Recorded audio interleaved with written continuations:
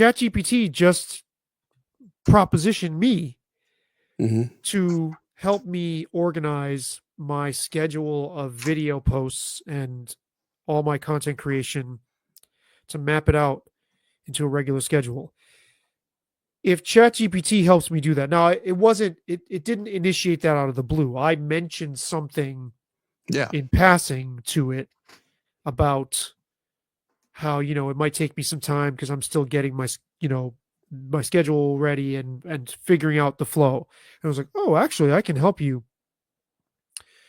If and I'm going to give it all. It said, okay, do you want to send me all the topics you have, and I can help you organize this. If that's the case, and ChatGPT helps me do that, that would solve the biggest problem in my existence. Like that right there is the biggest issue I have in life is getting something into a routine flow. If fucking ChatGPT does that for me, that's that's an extraordinary transformation or transformational impact on me and the way I'm living and working and producing. And I'm excited to see what it comes up with. Because even if it's like crude and not quite there, if I tweak a few things, just seeing it laid out in written form would be helpful enough. A big help.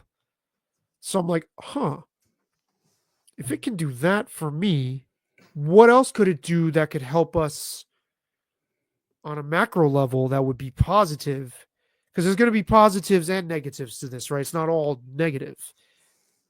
What are the unintended positive consequences too? Sure. Look, I think uh we will end up, like the guy Shapiro that I mentioned, he's he is convinced that AI will solve aging. How? We're already using it, and Sam Altman's talked about this a lot. A lot of schools and researchers are already using it to speed up their development of drugs and Oh, and, okay. and technology, and that about you add things like CRISPR that already existed pre, um, and also obviously mRNA, that existed pre AI. The amount that you could speed up, because I think that's the most powerful thing about this is what you're describing is something that and it helping you through your as you do your work. It's you speeding up your process of doing the work. Just imagine applying that to something like a researcher. Like what happens is like, I think of the Viagra story is perfect, right? Viagra was supposed to be like, I believe, a heart drug. Hmm. And it turned out to be one of the most profitable, obviously an erection pill in the history of mankind. So it's in um but they were trying to do one thing and it actually got to a different place. Right. I didn't And know it, that, but yeah.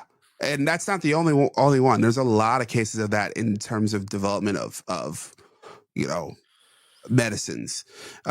Going to the moon, we develop all sorts of products. We should be trying to go back into space, not even because Elon wants us to occupy Mars or Trump wants us to go back to the moon.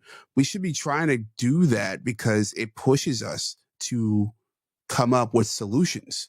And when we try to come up with solutions, we come up with a bunch of interesting new stuff. right, not That necessarily to the solution to the issue we're aiming for, but other solutions. well, It's it, collateral, not damage, collateral benefit. yes, it's both, right? So like we come up with in those cases we did go to the moon, I do believe, and going to the moon. We did um, um, uh, as we develop things. These as we attempt these big things, it's shoot for the moon and you'll be among the stars, right? So you you see other stuff, you achieve other stuff along the way. I think was it Reynolds Wrap and other things that were developed along as we developed um technology to go to the moon, like No, I tons of didn't know different that stuff, either. a bunch of different stuff. So I think ambition gets us there. And I think applying ambitious people, smart people, people who are trying to do big things to technology that can make those things, make attempting those things easier, will end up with things unimaginable. Maybe like a pendant that can talk to you and listen to the world around you. We'll see. I mean, yeah, until these guys pony up with whatever it is they have planned. I mean, that sounds less extraordinary than, again, that the article you, Yeah. it sounds a little kind of almost ho hum. Yeah, yeah. So maybe the article doesn't know. You know what I mean? The author of that article doesn't know. You know, they're just taking a guess.